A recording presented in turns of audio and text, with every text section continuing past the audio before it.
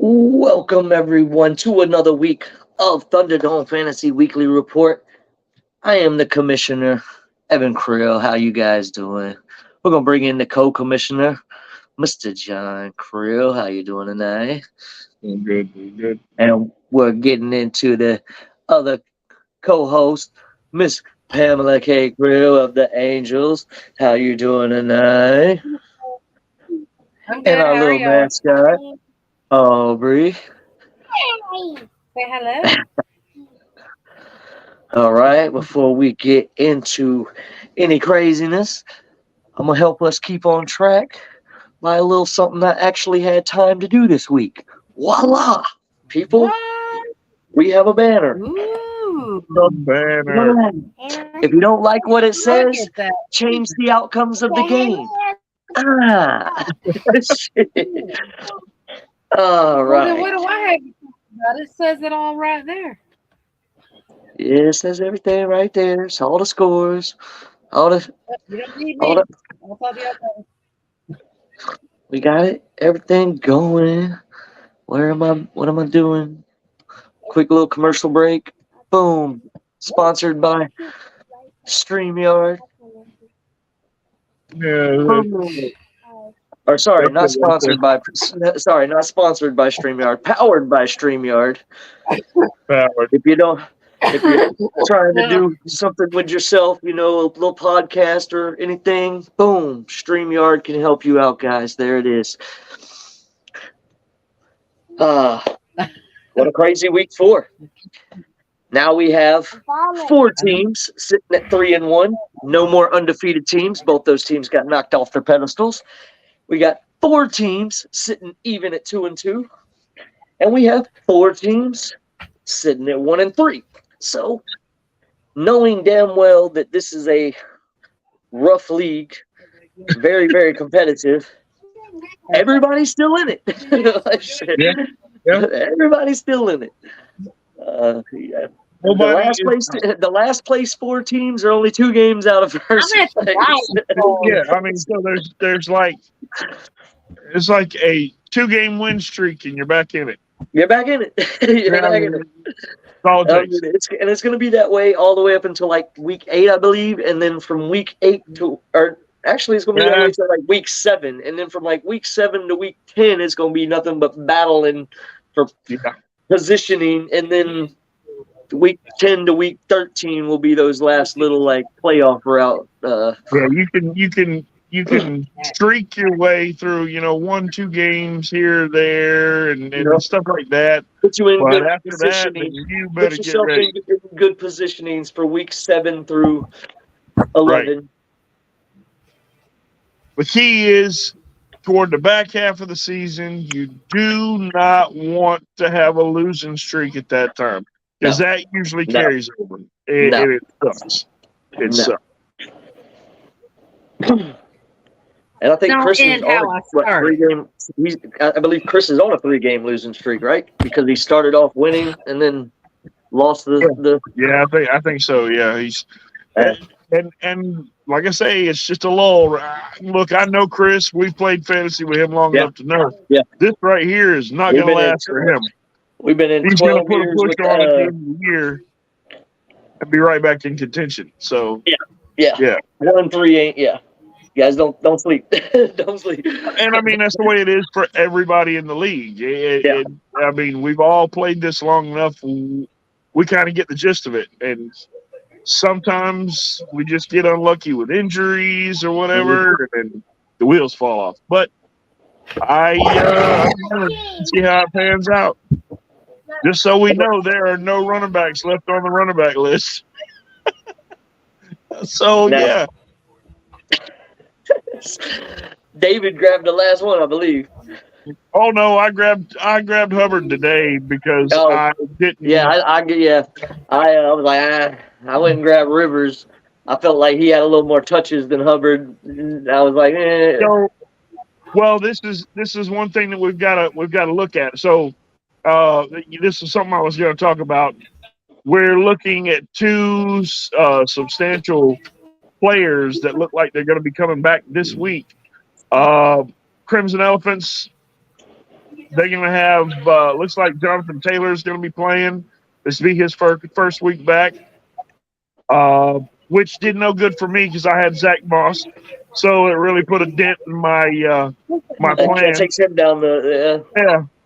And as a matter of fact, the Angels is something we were looking at earlier. Cooper Kupp's looking to come back. So that's two prominent players that they were having to try to limp by without making their debut this year. Yep. Exactly. So I mean, Kamara made his debut last week. He didn't do great, but he didn't do bad either. So I mean, that's right. He had as a matter of fact, he was one of the top players on the team.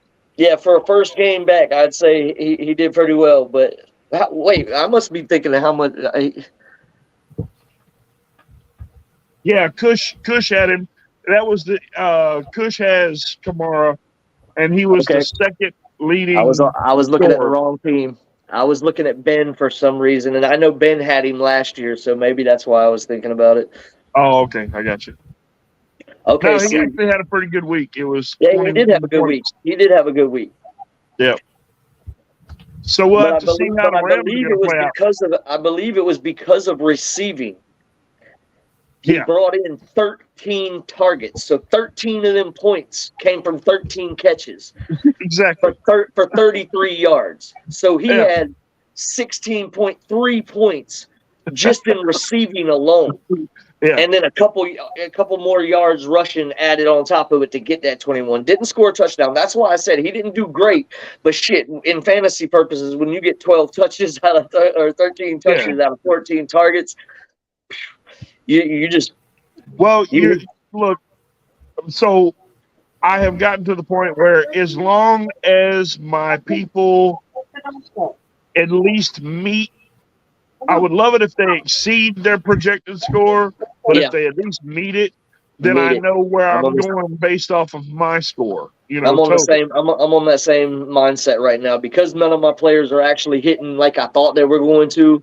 Right. I'm like, well, if they can at least give me what they're projected, I'm happy. Exactly. Even if they're projected 10.83 and I only get 10, I'm happy. I mean, I'm like, okay, I can get that extra point somewhere from a kicker or from, I can get that extra point somewhere. So far for me, it's been my receiving core. My receiving core has bailed me out. Week before last, it was Devontae Adams. Last week, it was A.J. Brown. So, I mean, I've had somebody with really good scores help boost me over into it. And the wishy-washy scoring of Jordan Love, I mean, I can't, I don't know. I say wishy-washy. He hasn't got me below 19 points yet. So, I mean, I can't complain. Mine's defense, man. My defense has been keeping me up there, and especially my team defense, Jacksonville. Like, Jacksonville has done me good in week 1, putting up 20 points. He got me 10 points in week 2. And then in week 3, I was like, damn, that was the week I thought I was really going to have them against Houston. And they got me -1. Right. But I lost that week too. So actually, I won that week. Didn't I? Didn't I win last week? Yeah. You won last week. You've only lost one game, right? Yeah, I've only lost one game. And that was the second week. Me, you, Sin Eaters, and Orange Crush are the only ones with the that's game of the week is Orange Crush facing Sin Eaters, the number 3 facing the number 4. You're facing the number 5. Yeah. Legend Killers, the highest scoring team in the damn league, or no, the second highest. Highest scorer, yeah. Yeah, those two. Yeah, them two are fucking killing it. And without further ado, we will get into the games, which was the first game of the week. The Hammerheads facing the Sin Eaters. This was the number 1 the number 1 Sin Eaters facing the number 3 Hammerheads, and the number 3 Hammerheads take down the number 1 team. Oh God, I was just on it and I scrolled up. 223.24 to 164.22. The All right. Point the drum has been quiet. I know I'm playing around. 59.02. So this was the the fourth highest win margin of the week. Four. This was the fourth highest win margin of the week. The fourth. Yeah, I was the third. Legend Killers was the second, and Hendrix Mafia was the first. We'll pass this over to my co-commissioner. I know. We'll get to it later. We'll get to it later. All right. Lead the scores for this game. I only want to live it once. The leading scores for the Hammerheads. AJ Brown had 38.50 points. Jake Elliott had 19.80 points. And Jordan Love had 19.64 points. On the defense, Zaire Franklin had 11.50 points. Trey Hendrickson had 9.50 points. And Jabril Peppers had 9.50 points. For the Sin Eaters, Romeo Dobbs had 18.50 points.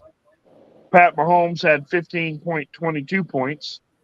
And Jamar Chase had 14.30 points. On the defense, Deshaun Nixon had 16.50 points. Cameron Bynum had 14.50 points. And Cleveland's defense and Javon Hargrave had 10 points. Yeah. Player of the game, AJ Brown. Yeah, him or your kicker. Both of them doubled their projection. AJ Brown putting up 36 though was pretty damn good. So I can see AJ Brown 36. Huge win for Hammerheads, putting them up to 3-1, moving them up to first place, knocking Sin Eaters down to fourth place. And we'll get into the next game, which was the number 2 Orange Crush facing off up, I believe, the number 9 Los Patos at the time. Now he's number 7 after the victory over the number 2 Orange Crush, dropping Orange Crush down to number 3. Los Patos gets the victory 212.42 to 177.80. This was a large win margin. 34.62. 34.62 point win margin for the Los Patos. This was the 5th highest, 2nd lowest of the week. If you don't get off my neck, girl, go lay down. She went right back to the neck, man. She is up on you. Anyway, all right. Los Patos gets the victory, moving up to 2-2 now. And we'll pass it over to the co-commissioner. Damn, I keep putting the wrong way. We'll pass it over to the co-commissioner for the high scores. All right. The leading scores for Los Patos. Nico Collins had 35.80 points. Brock Purdy had 23.32 points. And Brendan Ayuk had 20.80 points. On the defense, Buffalo's defense had 15 points. CJ Mosley had 14.50 points. And let's see. Oh, sorry. Got mixed up there. Chris Jones had 9.50 points. For the Orange Crush, Puka Nakua had 31.30 points. Cole Kmet. That dude's a beast, dude. I don't know why he was slept on in the regular draft and in the fantasy draft, but that dude's a beast, bro. Let's see. Cole Kmet had 27.60 points, and DeAndre Hopkins had 10.30 points. On the defense, Kenny Moore II had 14.50 points. Quandre Diggs had 12.10 points. And Sam Hubbard had 11 points. Player of the game, I have to give player of the game to Nico Collins with his 35.80 points. Yeah, he tripled his projection. Almost tripled his projection. It's right there. It's very close. Rough week for Jeff. Got caught cleaning the house early. Yeah. Got stuck with Deshaun Watson being out, wasn't able to swap his QBs at the last minute. Well, he had no QB to swap. Plus, Olave only got like 1.4 points up for him. Both of his, not both of his running backs. His running back Mostert, after going off in the first 3 weeks, took a shit on him in this week. Like, just a rough week for him. But Puka Nakua's still fucking going off. I wish I'd have grabbed him. I wish I'd have grabbed him over Bourne, man. If I'd have grabbed him over Bourne, I wouldn't have fucking Najee Harris on my team right now. He'd be on free agency right now, bro. So good. I'm telling you, I can't believe I slept on this man. I had the chance, and I was like, you know what? Let Jeff take you. And now Jeff's sitting over there milking up 30 points a game with his motherfucker, bro. Yeah, dude is playing out of his mind. He's the fucking leading scoring receiver through the first 4 weeks ever. Yeah, wow. He's got the most receptions ever through the first 4 weeks of fucking NFL. Over everyone. Jerry Rice, Randy Moss, everyone. This dude's number one in the first 4 weeks with how many receptions he's got. It's fucking insane. When you're averaging... When you good, you're good, right? What, 10 to 12? When you're catching 15, when you're averaging 20 targets and catching 15 of them a game, like, that's how Cooper Kupp was a couple years ago. Don't you remember? Yeah. He wasn't this good, but I think he won MVP that year. If you don't get off my neck and get back to the wall, I'm about to fucking go lay down. Go. Leave that baby alone. Go. You want a moment of fame. You got your TV time. They see you. All right? All right. Going into the next game was the number 4 Dragons facing off against the Bucks Life. Dragons get the victory in this 229.08 to 172.24. This was a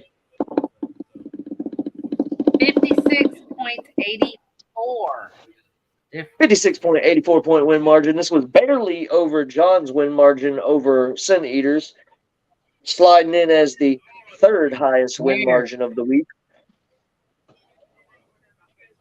And we'll pass it over to John for the top scores. For the leading scorers. Leading scorers for the Dragons. Kyron Williams had 27.70 points. Trevor Lawrence had 18.48 points. And Amon-Ra St. Brown had 16.60 points. On the defense, Jacksonville had 23 points. Boy, Oluokun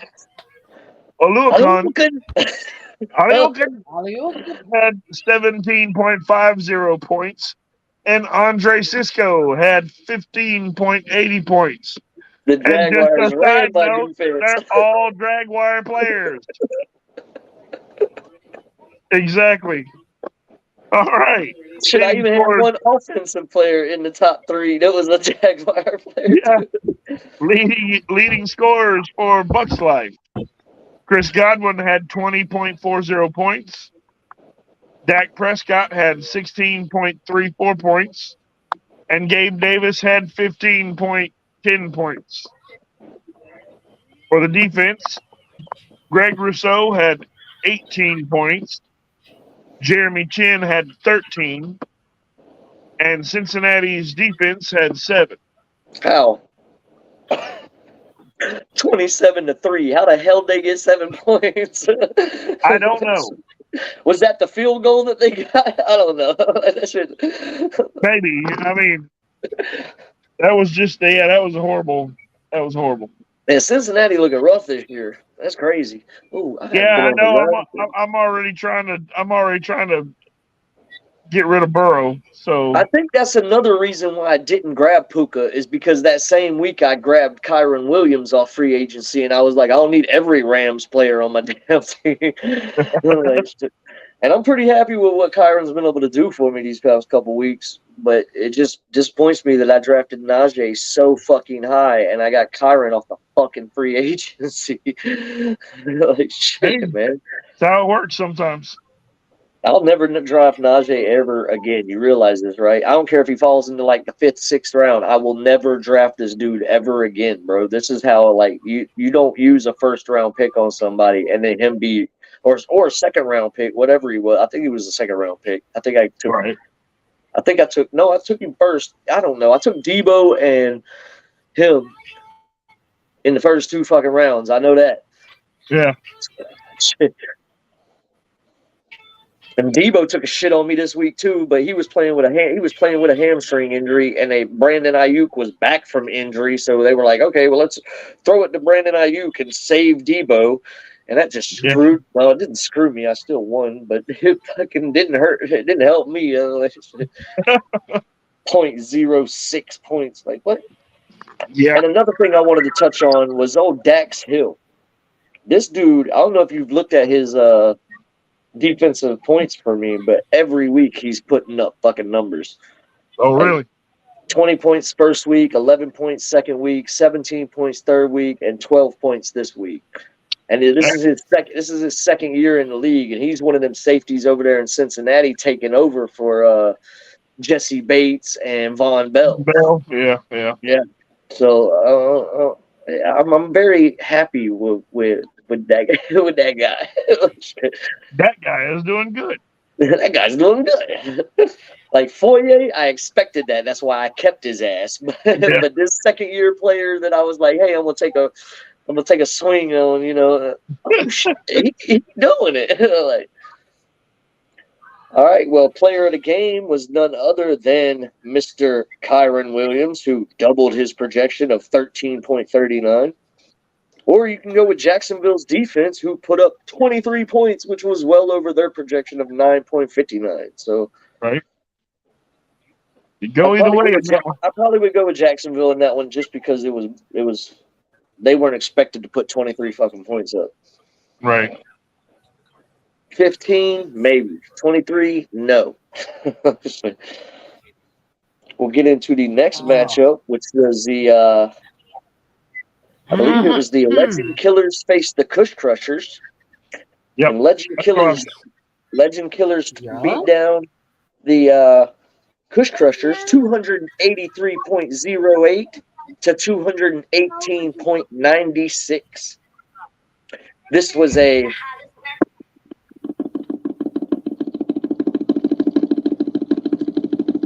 win margin.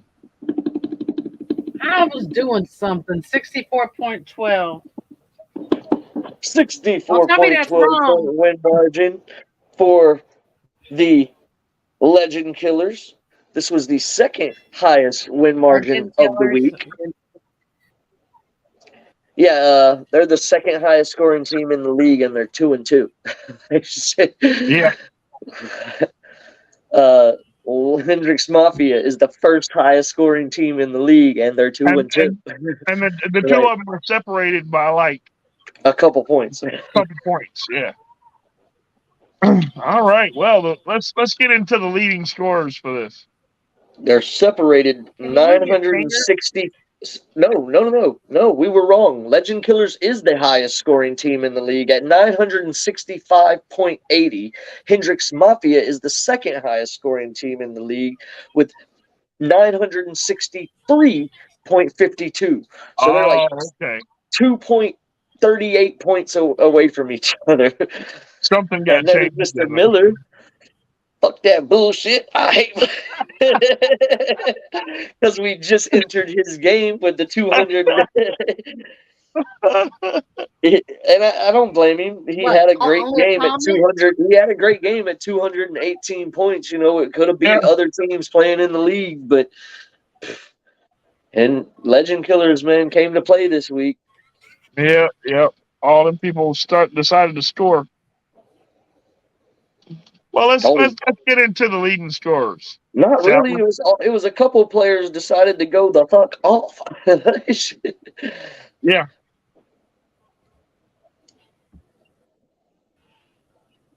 Yeah, you're good. John, you ready?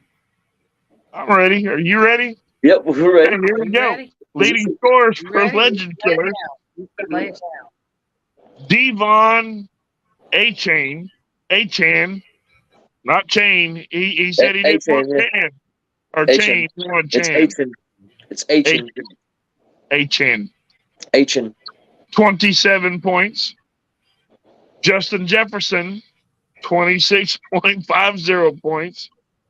Justin Herbert, Oh. 25.38 points. If I wouldn't know any better, I would say that Achan is going to be taking over Mr. Smith's spot as a keeper next year. Probably, yes. Right, we're down. Go ahead with the defense. The fuck? Oh, yeah. All right. Defense for Legend Killer. Sorry, I was reading what Kush wrote. Defense. Dallas had 33 points. Harrison Smith had 33 points. And Max Crosby had 20.50 points. Uh-huh. For the Kush Crushers, Stephon John, am I Diggs had looking at 36 points. Yeah, that's his, Oh, that's yeah, his hand. yes, you are. Yeah. Sorry. I mean, I'm trying to figure out what it was. I thought so too, and then I was like, "Oh, that's his thumb." Giganto Is this thumb. thing Sorry. like what are you doing over here? Well, I'm having to do it from a remote area in the Hammerhead facility. So, all right. Hey, his Leading computer's scores for still Kush updated. Crushers. Stephon Diggs had 36 points. Alvin Kamara had 21.40 points. And Brett Maher had 16.50 points. It's my third leg. Sorry, watch out for my third leg. What are you doing? All right. On defense, Baltimore had 20 points. Kyle Duggar had 16.50 points. What did Ralph say? Shit. You guys making me laugh. And Ed Oliver had 13 points. Go lay down. Okay, Go lay move down. on now. What do you mean? Wreck-It Ralph hands. The stanky leg. No, sir, I washed that leg thoroughly. It's my soap, my water. I can do what I want. Player of the game, none other than Harrison Smith, putting up 33 points, more than quadrupling his projection of 7 points. So 7.09 to be exact. Yeah, that's what she that's what she said.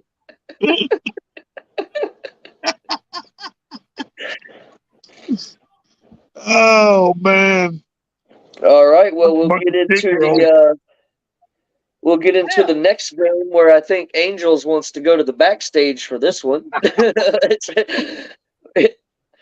Hendrix Mafia massacres Angels to 327.70 to 197.06. This was a. Oh, you can say it. Say it. 130-point win. Jesus Christ. I'm sorry. That was just no love in that one. That was just I don't even have the total numbers. It's scrolling on the bottom. I believe it's 130.84, I think. It's horrible. 136.64. Wow. It's 64. You gonna wait till it comes down? 136. Ladies and gentlemen, highest score of the year.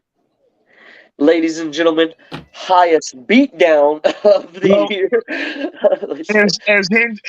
As Hendrix Mafia has said, that was their first 300 game ever. Yep. Any time. He got a lot of help from a lot of different people.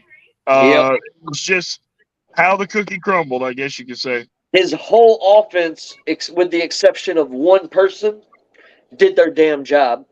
Yeah, they all had double digits and everything. So No, all of them hit their projection or more, except yeah, for one person who only hit 2.80 points, and that person was only projected 7.89 points. yeah. He hit every projection or higher for his whole offense, including his kicker. Yeah, that sucks. He said he took the words right out of my mouth. Yeah. F I don't King think crazy. I'm stressing this because I don't think this has happened ever. Like I'm pretty sure it's been like one or 2 or 3 people on the offense that haven't hit their projection at Yeah, all. for This like dude everybody. just hit every fucking thing. like I don't know what he did this week to set his lineups, but he fucking did it. All right, that is crazy to me. I've never Yeah. seen an offensive hit every fucking projection.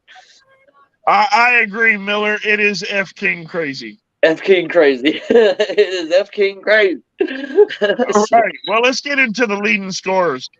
So the leading scorers for Hendrix Mafia, Josh Allen had 44.50 points. Josh Jacobs had 27.90 points. And DJ Moore had 27.10 points. On the defense, Seattle had 34 points. Bobby Wagner had 27 points. And Quay Walker had 17.50 points. For the Angels, on offense, Jalen Hurts had 20.16 points. CeeDee Lamb had 14.80 points. And Tyler Bass had 14.60 points. On the defense, Patrick Queen had 17.50 points. Ernest Jones had 14 points. And Jesse Bates III had 13.50 points. Mad props to your defense. So you're talking about good acquisitions. Yeah. That Jesse Bates pick was very good because he has been a very good scorer for her team. And He's been a top scorer every week for defense. Yeah, he's in there every week for sure. Yeah, and much props on your defense. Much props on that defense. Yeah. All right. Hey, I mean, you got like 5 people. You got like 5 people. 1, 2, 3, 4, 5 people that hit over double digits. Man, you only got 8 people on the damn defense. Yeah. I need a new defense. Insane. Yeah, that's an insane victory, and that's crazy that both times that it's been that big of a blowout, it's been against Angels. I didn't realize that. I thought the first time it was like that Critical Fan or that Pigskin King or the Pigskin Kings or whatever. Yeah. I thought it might have been him or maybe even Scott that got slaughtered down like that at some point or something. One of them teams that wasn't being played. Well, it was wild because I had almost forgot.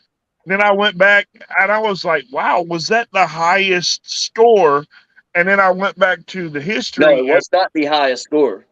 No, it's the highest win margin, I believe. I think so. I think it is. Well, no, it's not because the one time before was higher than that because I believe Kush, the win margin between the two of them was one. It was a lot. I mean, 190. It was almost 200 points. Damn, that's crazy. It was a really wild score. Is that the one where she scored like 140 something or something like that? And then he put up 340 something or some shit like that. But if you go to records, it's Yes, actually sir. got that on. Yeah, I'll look into that because that's crazy. Yeah. All right, well, we'll get into the final game of the week, which was none other than I know she's like, finally, goddamn, y'all shut up about it already. I know. Can we move on, she's ready to please? move on to she's ready to move on to the next week. Just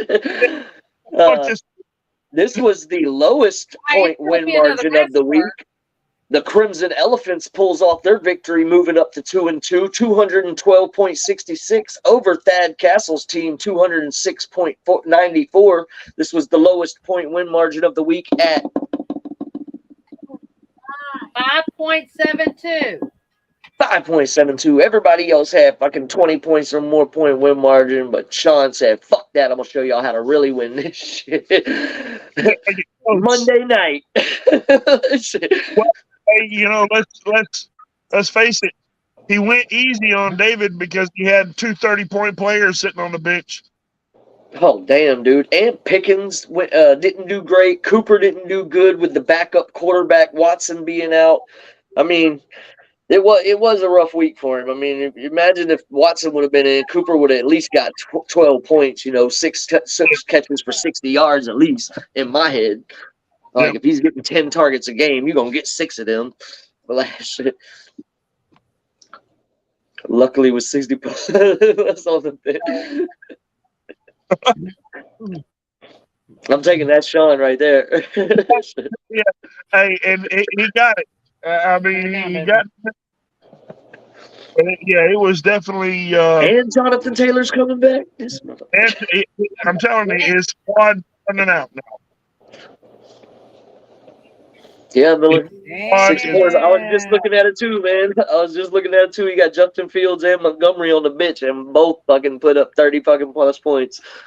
I think I went back and looked at it. I think I know who's got running backs now. You look at his receiving core and then look at his running backs. He's got a ton of good running backs right now. Yeah, I know. And the reason why I said David grabbed the last running back is because he ran out and grabbed that McLaughlin guy from Denver who went off last week when Javonte went out. So that's why I said he had got the last running back. But I didn't even think about Hubbard being out there because Miles Sanders is battling his damn he's always battling an injury, though, so it's crazy. Thanks. What's his name? Appreciate His name is Jaleel McLaughlin. I went out there and tried to get him, but yeah, Thad Castle was like, nah, I'll take him. But have a have a great night, brother.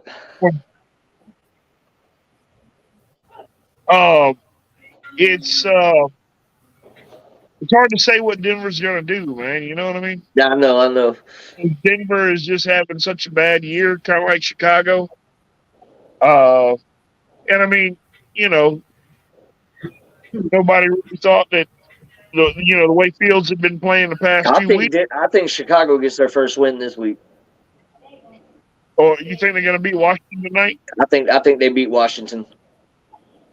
Whew, I don't know, man. I think this is a trap game, and Chicago gonna get their first victory this week. I don't think it's gonna be like last week where Chicago was going off on offense, but I think they're gonna get their victory over Washington. Well, something I heard today, listening to the radio, Chicago's got 3 defensive backs that were on somebody's practice squad that they've had to pull from people's practice squad. Yeah, because Eddie Jackson's battling injuries, Jaquan Brisker's battling injuries, and the other dude is battling injuries. So, I mean, Washington, man, Sam Howell might have a field day against these guys. We don't know. I just have a feeling. It's tonight, man. That's tonight's game. Thursday night football. I just have this feeling that Chicago is going to get this victory tonight. Now, I don't think they're going to beat the spread if they win, they beat the spread because the spread's in favor of Washington. So.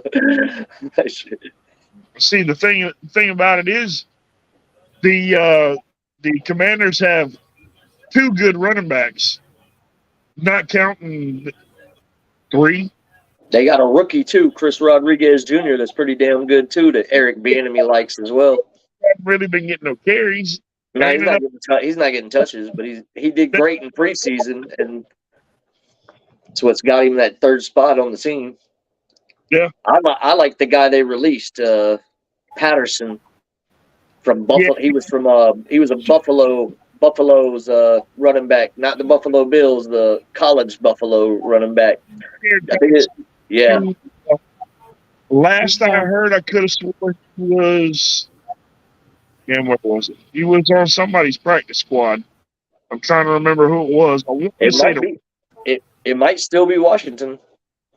I wanted to say the Rams. I could have swore I've seen it where he was with the Rams. Yeah, I like Patterson, and I like Demetric Felton out of Cleveland. He was from UCLA, but they're just not getting their chances, man, and I don't like it because they're two of them players that are like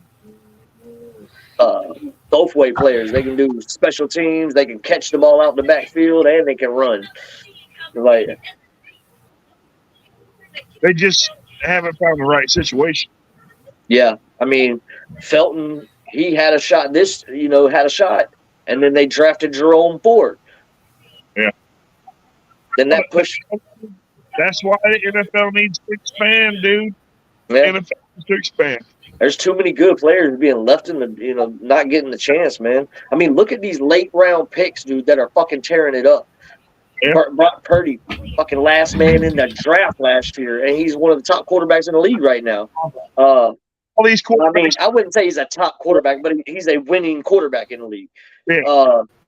Look Puka Nacua, the dude I think's a 5th round or a 6th round fucking receiver, and he's tearing up the league right now. Top receiver in the league, first, like we were talking about earlier.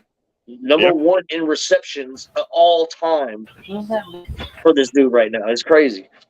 Well, before we get off the rails, let's go through the. That's what I was just about to say. Let's pass it over to you for these top scorers real quick before we get into the. Top scorers for the Crimson Elephants.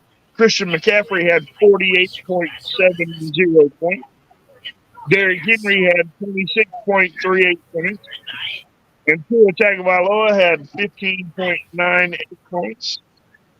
On the defense, Leighton Vander Esch had 14.60 points.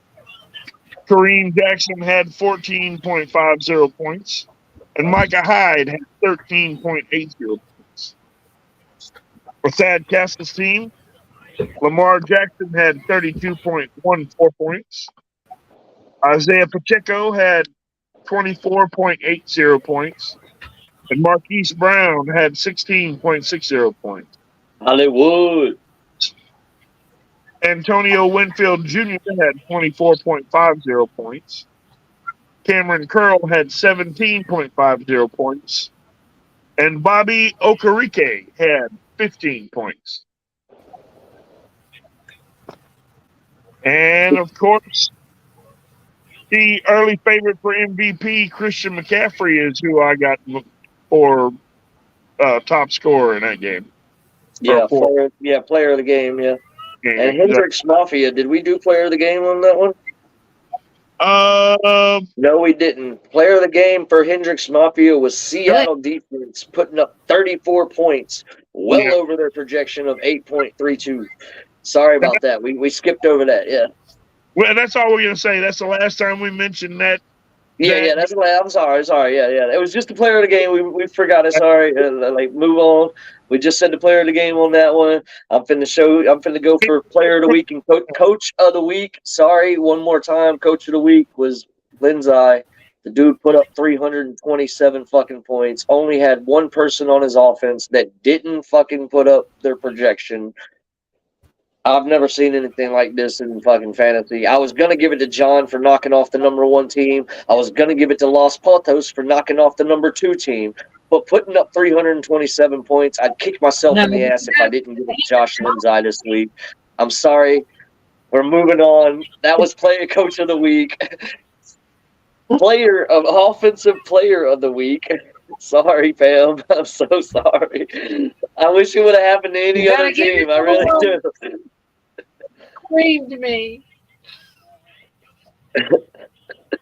Offensive player of the week was none other than Christian McCaffrey, who put up the 48.70. Yep. And Defensive Player of the Week was none other than Khalil Mack, who put up 57 points. That's right. In the free agency. Yep. In the free agency. And the biggest reason was because before that he did nothing. Yes. His first game, 2 points. His second game, 5.50 points. His third game, 1 point. This dude did nothing for 3 games and then said, Vegas. Let me sack you this time. Yeah, he had 8 solo tackles, 2 assisted tackles, 6 sacks, 2 forced fumbles, 1 pass deflection, and 5 tackles for loss. Yes. 57 points. I'm pretty sure this is the highest scoring defensive player ever. He was in the backfield more than the quarterback was.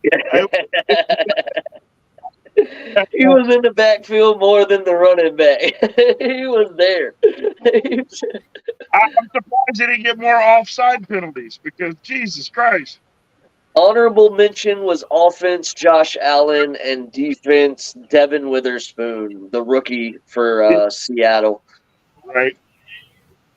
Josh Allen put up 44 point something, and Devin Witherspoon put up 43.20, and he's a free agent. He had and he put up 0 week 1, 4.50 week 2, 11.50 last week, and then 43.20 this week. So he on the rise.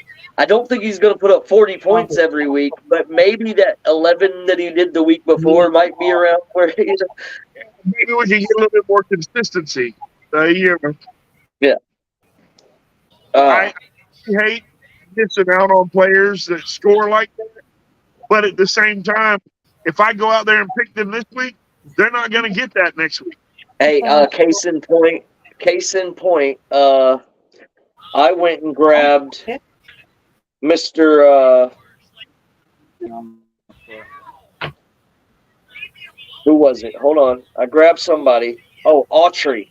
I grabbed Autry, Denico Autry, because this guy, the first 2 games on the free agency, he put up 13.50 points, and he put up 10 points. Last week, he was questionable, so I said, screw it, and I put in another player, didn't start him. He put up 13 points. This week, I said, screw it, even if he's questionable, I'm playing. He put up 4 points. Yes. That's that type that I be like. And as much as I hate to say it, the same goes for Josh Allen. Jacksonville's Josh Allen. Yeah. I played on the bench, and I left 20 points on the bench just by leaving him in there. Yeah. So, it's like, what the hell, man? What the hell, man? You're that consistent of a player, but yet I go and grab you, and you're like, I'm not going to play today. What the fuck, bro? All right, well, we'll get into Hey, John, your computer's ready now. Oh, well, good. Just in time for the show to be about over. That's fantastic. We're getting into the week 5 matchup. I even got it booted up for you. I'm not going to mess up anything by trying to jump in right now. I'm good. Week 5 matchups, we got the number 1, 3-1 Hammerheads facing off against the number 5, 2-2 Legend Killers. Yes. We've got the number 2, 3-1 Dragons facing off the number 8, 2-2 Crimson Elephants. We have the number 3, 3-1 Orange Crush facing off against the number 4, 3-1 Sin Eaters. Game of the week. We have the number 6, 2-2 Hendrix Mafia facing off against the 1-3 number 12 Bucks Life. I don't think I've ever said the number 12 Bucks Life in this league ever. Like that's crazy. That is insane. And then we got the number 7 Los Patos facing off against the number 10 Angels. Los Patos is 2-2, and the Angels are 1-3. And last but not least, we have the 1 and Number 3. 1 and 3 Kush Crushers. No. 10, 11, 12. Yeah, 9, 10. Okay, yeah, the 1 and 3 Kush Crushers, number 9, facing off versus the number 11 Thad Castle's team, who is also 1 and 3. Yeah. I was like, there's 4 teams. I was like, 9, 10, 11, 12. Okay, yeah, he's in 9th place. He's got to be 1 and 3. 5 through 8, 9 through 12, 1 through 4. I got this. Let me get my shoe off real quick. Just I gotta catch. wait. Count on my toes. Hey. Oh no, not the toes. And week 5 is kicking off in a couple minutes. Actually, yeah, in a couple minutes with the Chicago versus Washington. Yeah. Chicago Bears versus Washington Commanders. I about said Redskins, and I was like, shut up, repeat that. Chicago Bears versus the Washington Commanders. Like I said earlier, I think Chicago gets this one, man. I don't think it's a very big win, but I think, 17-13, 17-14, I think something like that. Chicago. So I got to tell you about a stupid move that I tried. So I guess it was what? Yesterday. I think it was the day before yesterday. I was like not feeling real comfortable with my quarterback situation. I'm looking around and I find a quarterback. I'm like, you know what? This guy's doing good, and he's a backup on this dude's team. I need to that's who I need to trade for. So I get together a trade package. Joe Burrow, a 9th round pick for C.J. Stroud, and a 13th round pick, right? I'm like, this ought to look good. Let me send it out there. He got C.J. Stroud in the 27th round. You fucking think you're getting fucking the third? No, check this out. So I sent it out there. And then I went and looked, and it's Legend Killers, and I'm playing him this goddamn week, and he has to use Justin Herbert's on a bye week. Yeah, he ain't giving you to him on this week. Maybe next week, but not this week. And you're definitely gonna have to give higher than a 9th round pick for a 20 fucking something round possible keeper. So stupid because I barely got the button hit good before he rejected it. And I was like, what the fuck? And I went and looked. And I'm like, oh, that's why. Yeah, you need to. You think he's gonna go get Andy Dalton to sit on his fucking? So he was like, you were trying to get me. I almost went for your trade, but we're playing against each other, and I need him this week. So you look like you're trying to get me. I'm like, no, I wasn't. I wasn't paying attention, honestly. I'm still trying. I'm still thinking about trying to go after Goff, man. I just can't find the right package to go after him. And I'm waiting to see what Miller's team does once it gets together, because. Yeah. Okay. Well, Hey. I really like how Stroud's been playing out of his mind, and he's got Houston playing much better than anybody thought they were going to do. And so I was like, yeah, I wouldn't mind trading for that. So I don't know. We'll see. I'm pretty sure he's got Carolina regretting taking Bryce Young. Shit. If I was Carolina, I'd be regretting taking Bryce Young right now. Like, I don't know. Yeah. I think Texas has the better offensive line, though. Even all that work they've done over there in Carolina, I think Texas has the better offensive line. Or Houston, sorry, not Texas. Houston has the better offensive line. They have a running back who seems like he was, on the rise. He's slacking now, but he seems like he's starting to heat up a little bit, I guess. Yeah, and then of course Nico Collins playing great. Plus they got Dell. They picked up Robert Woods. Robert Woods, the veteran. I mean, yeah. So they've got people that can play there, and they've got again because that's where, if I'm not mistaken, that's where Dalton Schultz went, right? Yep. He had a big week. Well, not a big week. He had a good week. Yeah. I think he put up like 13.5 points, I think.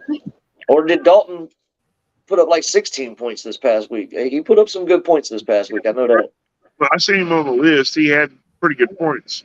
Yeah. Aubrey was trying to tell y'all bye. Bye, Aubrey. Never mind. She's going down the hallway. We be talking football. Too late, Daddy. Hello, Aubrey. Because she couldn't get. She's what? She was wanting me to get Dad to come here so I can get her asleep in there. Okay. That's why we're trying to get you a switch. What? Movable. Well, we got a couple minutes till kickoff, and I'm starving, so it's been another week of Thunderdome Fantasy Weekly Report. We'll be back for you guys next week with the Week 5 results, Week 6 matchups. See you guys later. Peace. Peace. Bye.